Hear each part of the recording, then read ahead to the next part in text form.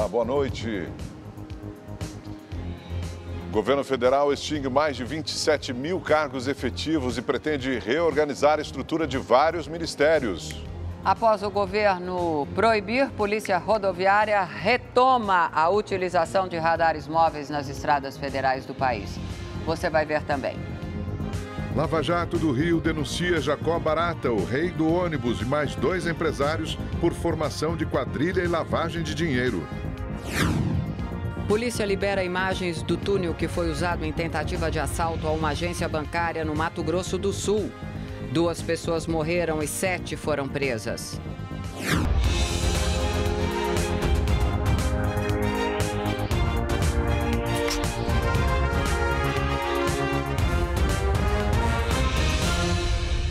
O governo federal vai acabar com mais de 27 mil cargos públicos. A medida faz parte de um decreto publicado na última sexta-feira. Serão extintos 27.611 cargos efetivos do quadro de pessoal. Mais de 14 mil já estão vagos e serão eliminados imediatamente. O restante será cortado gradativamente, conforme os servidores forem se aposentando. Na lista de funções que vão deixar de existir no governo federal estão a de mateiro, discotecário, técnico de imóveis, seringueiro e locutor. Segundo o Ministério da Economia, foram analisados 500 mil cargos para identificar aqueles que não são mais necessários. O governo argumenta que não haverá prejuízo para a administração pública e para a população, já que a maioria das funções pode ser exercida por outros meios ou terceirizadas. O Ministério da Saúde será o mais impactado. Mais de 22 mil cargos da pasta serão extintos, ou seja, 81% do total previsto pelo governo. Quase 11 mil são postos de agente de saúde pública. O decreto, publicado na última sexta-feira, também proíbe a realização de concursos para preencher vagas adicionais ao total já estabelecido no edital de abertura na área de educação. O valor que será economizado não foi divulgado. Desde o ano passado, esta é a terceira vez que o governo edita decretos para extinguir cargos considerados obsoletos. A Polícia Rodoviária Federal retomou hoje o uso dos radares móveis, e isso nas rodovias de todo o Brasil. Os equipamentos não eram utilizados desde agosto por determinação do presidente Jair Bolsonaro. A PRF cumpriu a decisão da Justiça de Brasília, que no dia 11 de dezembro suspendeu uma portaria assinada pelo presidente Jair Bolsonaro que proibia a utilização dos radares móveis. A Justiça afirmou que a medida do governo não tem embasamento técnico. Além disso, desrespeitou a competência do Conselho Nacional de Trânsito, o CONTRAN. Na decisão também foi citada a possibilidade do aumento da violência no trânsito. Entre 16 de agosto e 31 de outubro, foram registrados 7% a mais de acidentes, se comparado ao mesmo período do ano passado. Segundo a Polícia Rodoviária Federal, apesar do prazo para o cumprimento da decisão terminar hoje, alguns estados já haviam retomado o uso do equipamento. Economistas do mercado financeiro elevaram a previsão de alta do Produto Interno Bruto brasileiro. Segundo o boletim semanal Focus do Banco Central, os bens e serviços produzidos no país neste ano devem crescer 1,16% em relação a 2018. E para 2020, a estimativa de aumento do PIB é de 2,28%.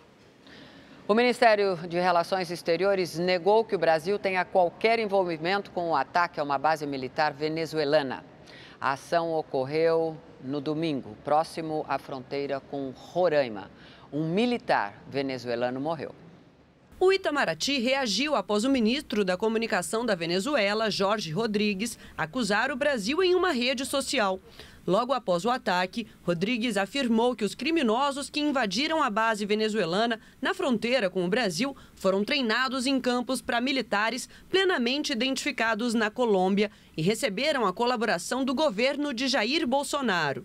O Ministério das Relações Exteriores foi categórico ao negar qualquer envolvimento do Brasil no episódio, mesmo com o posicionamento do governo brasileiro. Durante uma coletiva esta tarde, Jorge Rodrigues voltou a pedir explicações. Segundo ele, os criminosos ficaram hospedados por 15 dias do lado brasileiro, na cidade de Pacaraima. Durante a invasão, Um militar venezuelano morreu e armas foram roubadas. O número de mortes por chikungunya no Rio de Janeiro teve um aumento de quase 300% entre 2018 e 2019. A Secretaria Municipal de Saúde intensificou a campanha de prevenção à doença.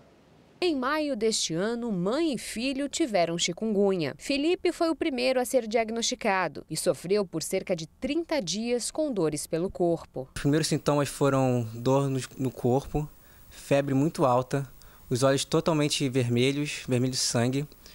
E tive também problema para andar, até se mexer, até sair da cama. Dona Marina até hoje tem dificuldades para fazer alguns movimentos. Estou fazendo fisioterapia há 3 meses.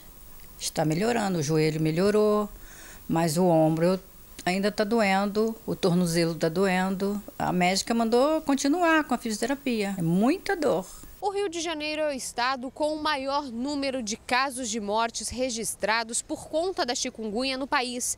De acordo com a Secretaria Municipal de Saúde, só aqui na capital, de janeiro a novembro deste ano, foram registrados 48 óbitos. No mesmo período do ano passado, foram 10, um aumento de mais de 380%. A alta das mortes acompanha o aumento do número de casos. Até agora, no Brasil, foram registrados mais de 129 mil casos da doença transmitida pelo mosquito Aedes aegypti. A Secretaria Municipal de Saúde do Rio intensificou as ações preventivas. Para este infectologista, é preciso que a população se conscientize. Ele alerta: no verão, a situação pode se agravar. A tendência é aumentar, a gente ainda tem uma quantidade muito grande de pessoas suscetíveis, que nunca tiveram contato com o vírus, né? Sempre que eles têm um verão com uma quantidade maior de chuvas, como parece ser que vai ser o verão agora no Rio de Janeiro, a gente se preocupa exatamente com essas doenças transmitidas pelos mosquitos. Eles gostam, o mosquito, o Aedes aegypti, ele gosta muito dessa mistura de calor e chuva, né? Porque ele precisa dos reservatórios de água para se reproduzir, e ele se reproduz mais rapidamente quando você tem temperaturas mais elevadas. Então é uma preocupação realmente. A maior parte das pessoas, se você perguntar, sabem como deve evitar a proliferação do mosquito, mas às vezes esquecem de fazer essa procura desses focos no dia a dia, né?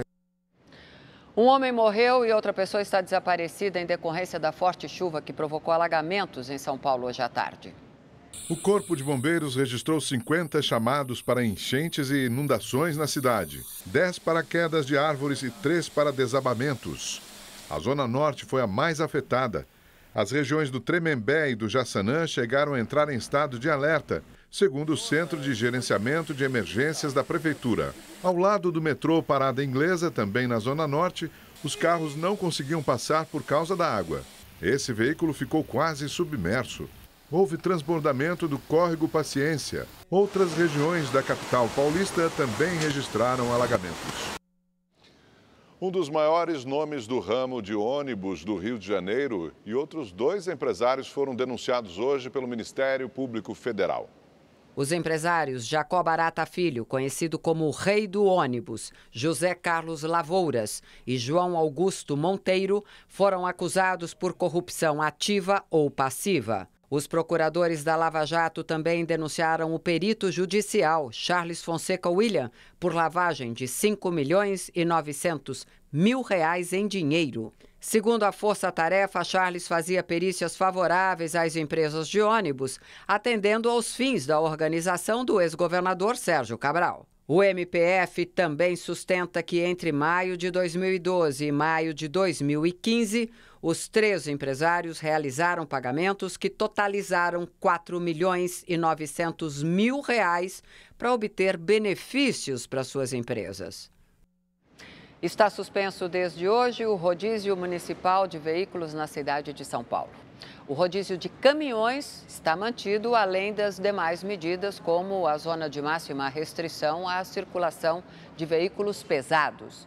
Segundo a Secretaria Municipal de Mobilidade e Transportes, o rodízio volta a valer no dia 13 de janeiro de 2020. A Polícia Militar de Minas Gerais montou um grande esquema de segurança para coibir crimes em áreas comerciais durante as compras de Natal. Em Belo Horizonte, o efetivo da PM nas ruas recebeu um reforço de mais de 2.000 homens. Com mais gente nas ruas nesta época do ano, a preocupação com a segurança também é maior. Bolsa na frente, dinheiro dentro da roupa, o máximo de cuidado, né? Mas as medidas preventivas nem sempre são colocadas em prática. Durante a gravação da reportagem, flagramos diversas pessoas com bolsas e mochilas nas costas. Tenho medo, é muito movimento, né? A gente não sabe o que as pessoas, a intenção das pessoas. O uso do celular em locais de grandes aglomerações também é um hábito difícil de ser controlado. Segundo as autoridades de segurança pública, 77 celulares são furtados ou roubados por dia em Belo Horizonte. A maior parte das ocorrências acontece aqui, na região central da cidade. Os criminosos se aproveitam de momentos de distração das pessoas. Quem não abre mão de fazer uma ligação ou responder uma mensagem na rua, se defende. Isso aqui, o WhatsApp quase nem funciona. No dia a dia assim, não tem perigo não. Para coibir os crimes mais comuns durante as compras de Natal e também nas férias de fim de ano, a Polícia Militar aumentou em mais 40% o número de agentes nas ruas. Até o fim de janeiro, mais de 7.000 PMs vão trabalhar nas áreas comerciais de Belo Horizonte. O patrulhamento vai ser feito também por helicópteros e tropas da cavalaria. Nesse período de ano, o aumento do fluxo de pessoas principalmente nos grandes centros, né, comerciais, como o centro de Belo Horizonte, aumenta demasiadamente. E isso favorece o quê? Oportunistas que enxergam ali uma oportunidade de poder agir. Então é muito importante que essas pessoas que vêm ao centro para poder fazer compras, elas tenham esse cuidado. No lançamento da campanha, lojistas receberam orientações de segurança. A polícia que dá segurança para a gente. Com segurança, as pessoas conseguem vir até o comércio. Hoje as pessoas têm muito medo de chegar por conta de assalto, furto, essas coisas. Então, tendo segurança, as pessoas têm liberdade de poder vir até com crianças para poder fazer suas compras. Já nas ruas, a melhor estratégia é esta. Segura na bolsa e atenta, né? E não mexer no celular. Na véspera de Natal, a Rede TV vai exibir um programa para lá de especial. A Missa de Natal dos Arautos do Evangelho. É uma celebração tradicional de São Paulo que acontece todos os anos na Basílica Nossa Senhora do Rosário.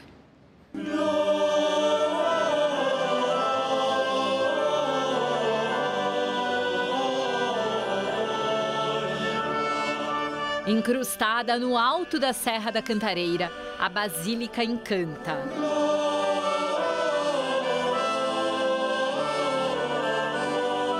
Com sua arquitetura neogótica e seus vitrais coloridos, ela faz parte de um conjunto de construções que abrigam a casa de formação dos arautos do Evangelho.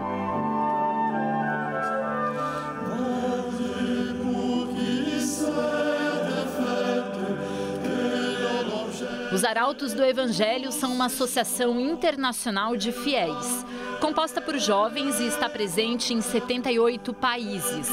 Seus membros praticam o celibato e dedicam-se integralmente às missões religiosas.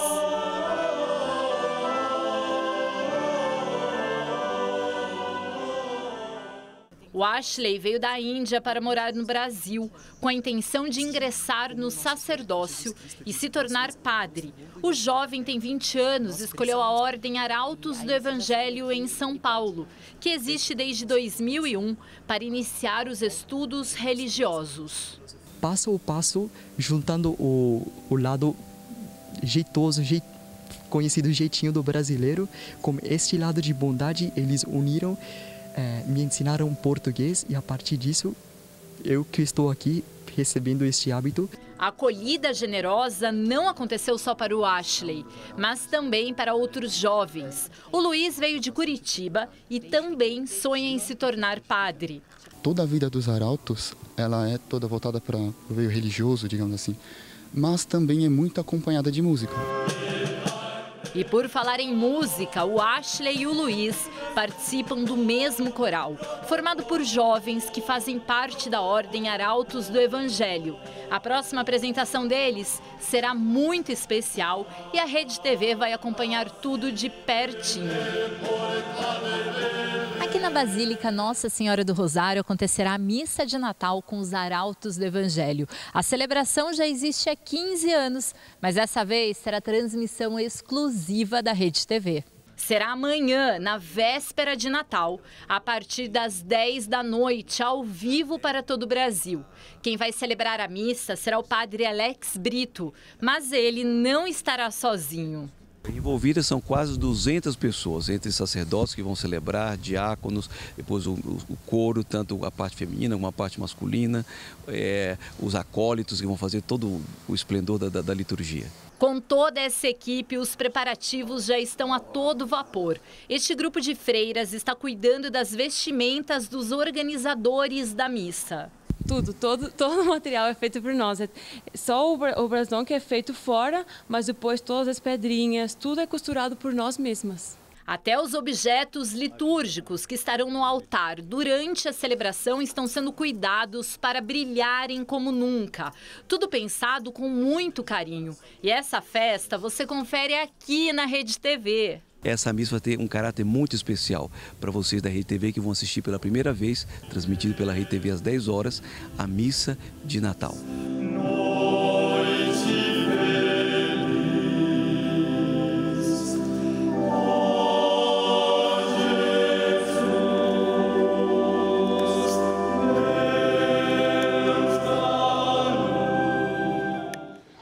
Nos últimos meses do ano, alguns setores da economia começaram a apresentar sinais de crescimento. Em São Paulo, o turismo foi um deles.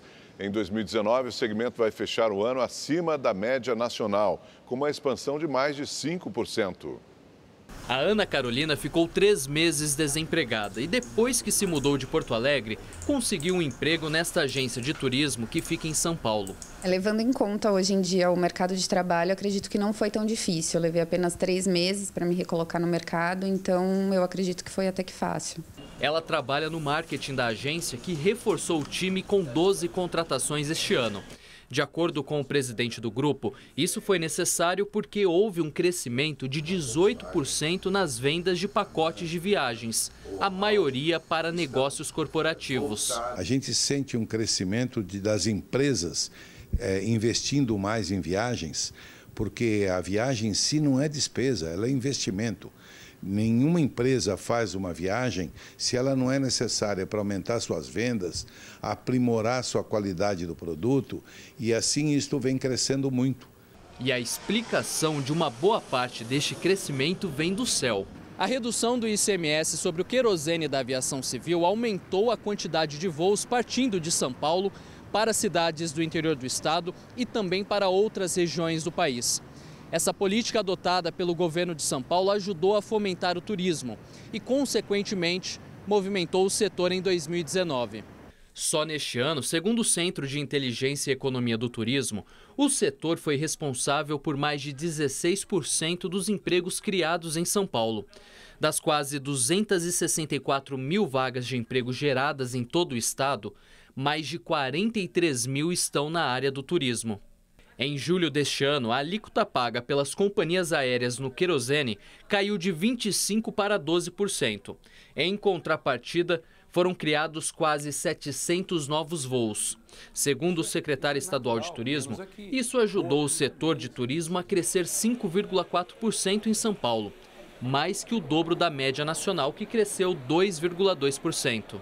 O turismo, de forma geral, tem crescido mais que a economia, mas esse crescimento ser tão maior do que o crescimento do turismo no Brasil se deve a uma política de eficiência que justamente está calcada no que você falou. O programa São Paulo para Todos vem daí.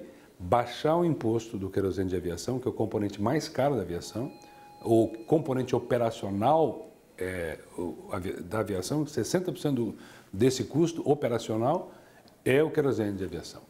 O ano deve fechar com um movimento de 75 milhões de passageiros nos 3 maiores aeroportos paulistas, 8% a mais que no ano passado.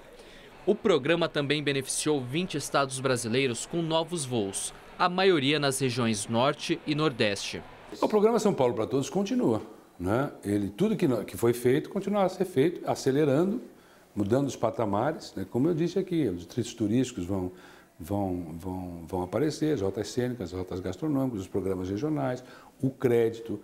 Tem um monte de camadas de programas à frente, né? A captação de investimentos para as regiões, né? A continuidade das campanhas e as parcerias.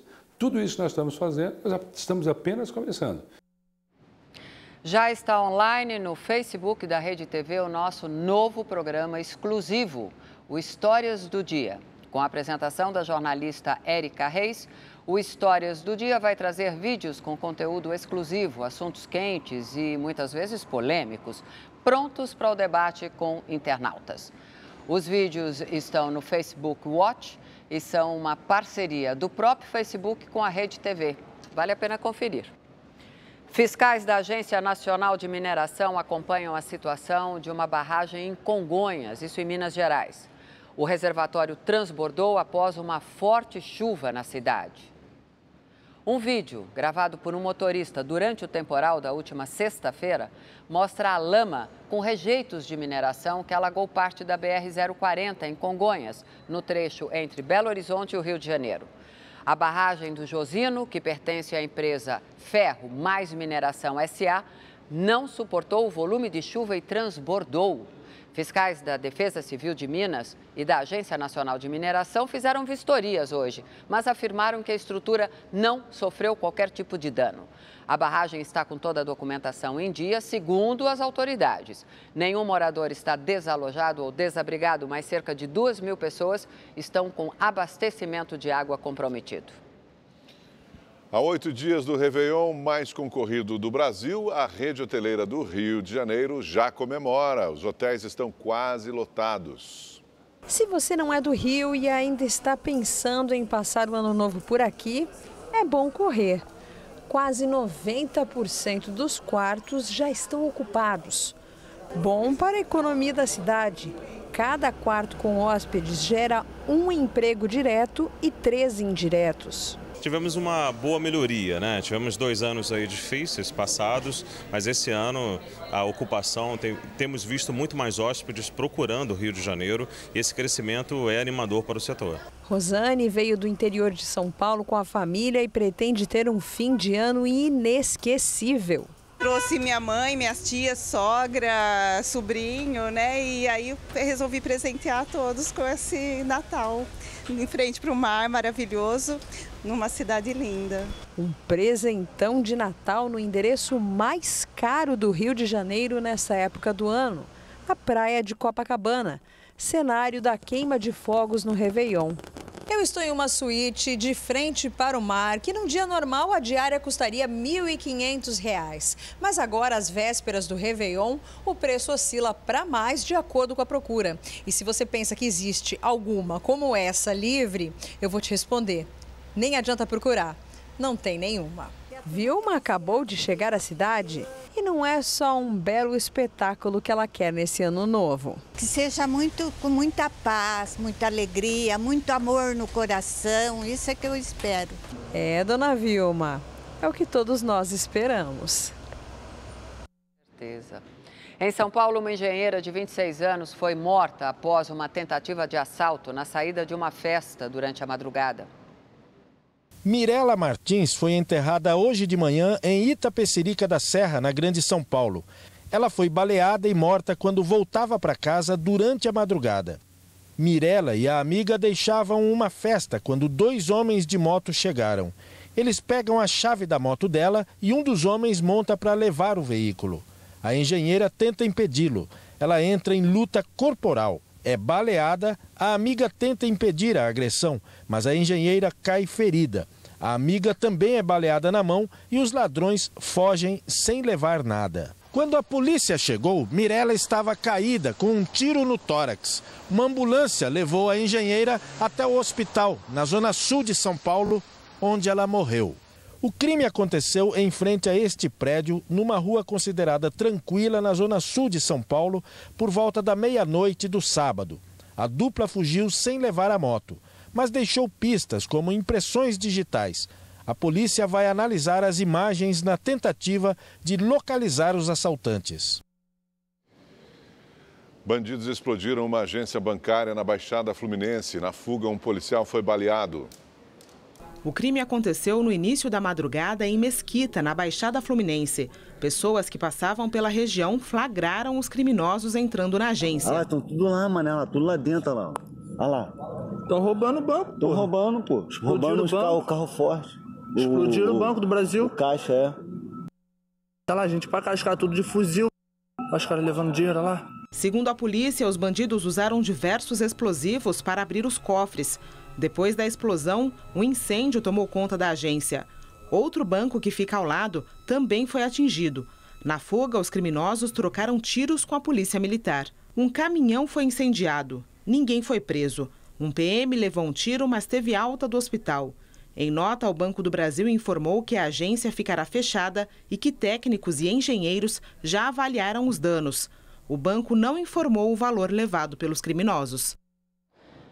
Peritos da polícia analisaram hoje o túnel que foi escavado por criminosos para tentar assaltar uma agência do Banco do Brasil, isso em Campo Grande, no Mato Grosso do Sul.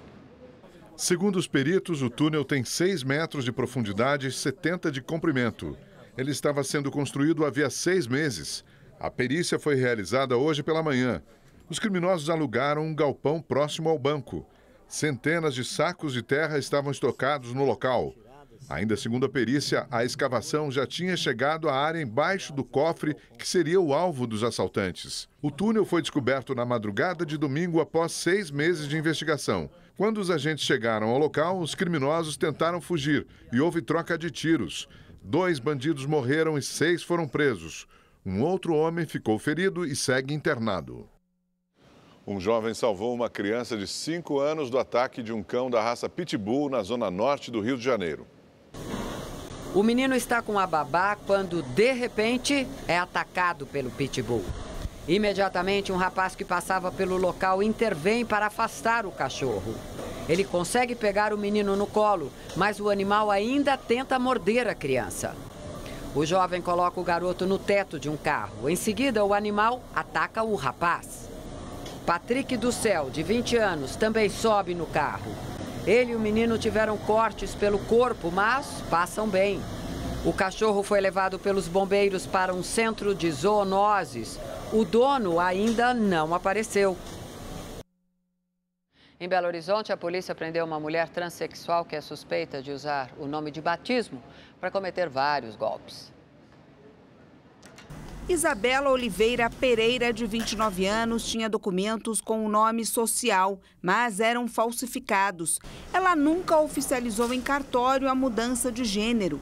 A transexual é suspeita de furto, receptação, estelionato, uso de documento falso e falsificação de documento público.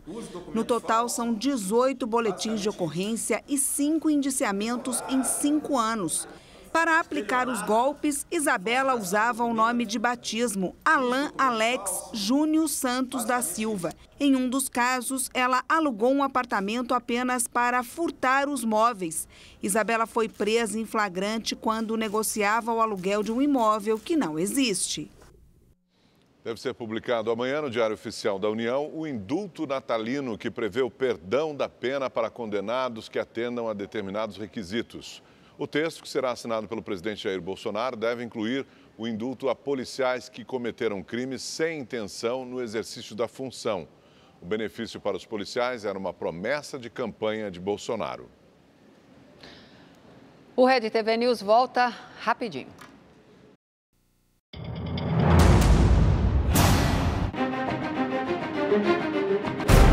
A Polícia Civil de São Paulo tem várias delegacias especializadas, mas esta aqui é ainda mais especial, pois trata-se de uma delegacia de defesa da mulher. Como é feito o atendimento aqui na Delegacia da Mulher, que foi vítima de violência. A vítima é acolhida por uma equipe de plantão que vai ser elaborado um boletim de ocorrência e, se for o caso, ela tiver interesse, solicitadas as medidas protetivas de urgência para a retirada do autor do lar.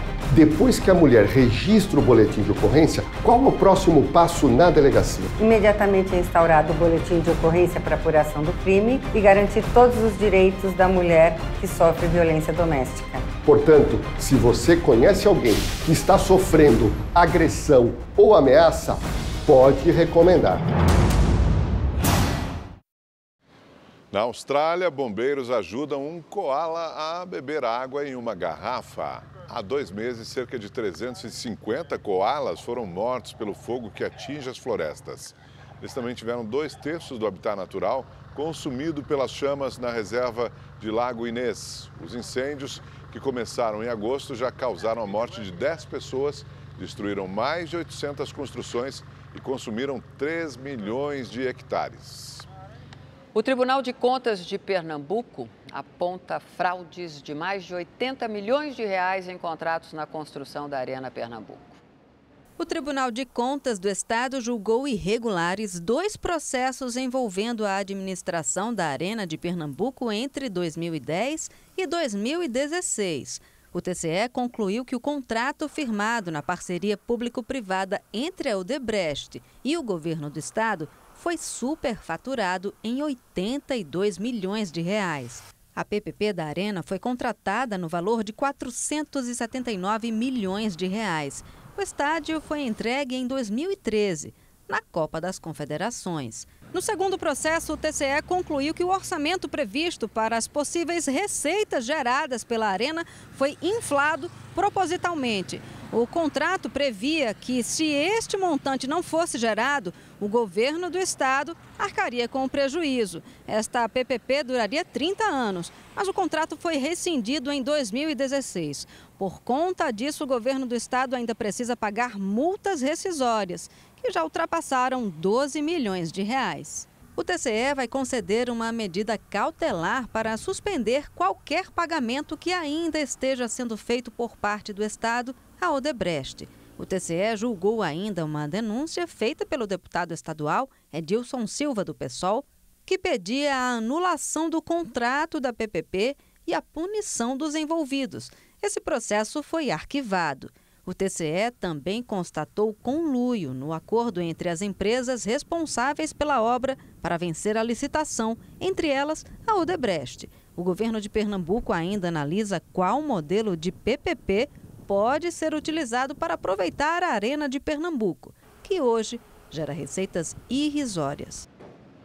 Mais de 1 milhão de turistas devem visitar o Ceará nas férias e agitar a economia. A expectativa é de que eles deixem mais de 3 bilhões de reais no estado. Para receber tanta gente, o aeroporto terá mais de 500 voos extras durante as férias. Turistas principalmente de São Paulo, Rio de Janeiro, Belo Horizonte, Brasília e outras capitais do Norte e Nordeste. Além dos turistas nacionais, cerca de 100 mil estrangeiros são esperados aqui em Fortaleza. O número é 6% maior que o do ano passado. A nova rota Madrid-Fortaleza, que começa a operar neste mês, já tem 80% de ocupação. A distância não tão longa entre a Europa e Fortaleza atrai muitos turistas do velho continente. Eric veio da Holanda e gostou. É a 5ª vez por aqui. Fortaleza é um lugar muito legal. Eu amo essa praia. Um ambiente agradável, um clima bom, uma boa temperatura, a comida é boa, os lugares são legais para passear. Eu gosto muito disso. As barracas da Praia do Futuro são uma das atrações principais. Algumas parecem clubes. Encontrei muita estrutura, o que me chamou bastante atenção, porque eu não esperava. Principalmente nessa parte aqui da Praia do Futuro. Os hotéis também têm expectativa positiva. A ocupação deve ficar acima dos 80%, número que movimenta vários segmentos e deve injetar 3 bilhões na economia. Mexe com 52 setores da economia, porque ganha do taxista, da locadora, do restaurante, da barraca de praia, do barzinho, dos hotéis, do comércio, do shopping center, do artesanato. Então, é um volume muito grande, que o turista deixa no destino que ele visita. O artesanato, a culinária, os passeios de buggy. Quem vem para cá sempre tem uma atração para conhecer. Aqui a gente tem muitas opções de turismo, muitos lugares para ir que eu acho que 4 dias não vai ser o suficiente. E tem gente que se contenta só com o que a natureza proporciona. O clima, que eu acho muito legal aqui, com esse ventinho direto assim, em cima da gente, assim, é muito bom. Rede TV News fica por aqui. Uma ótima noite para você. Uma boa noite para você. Até amanhã.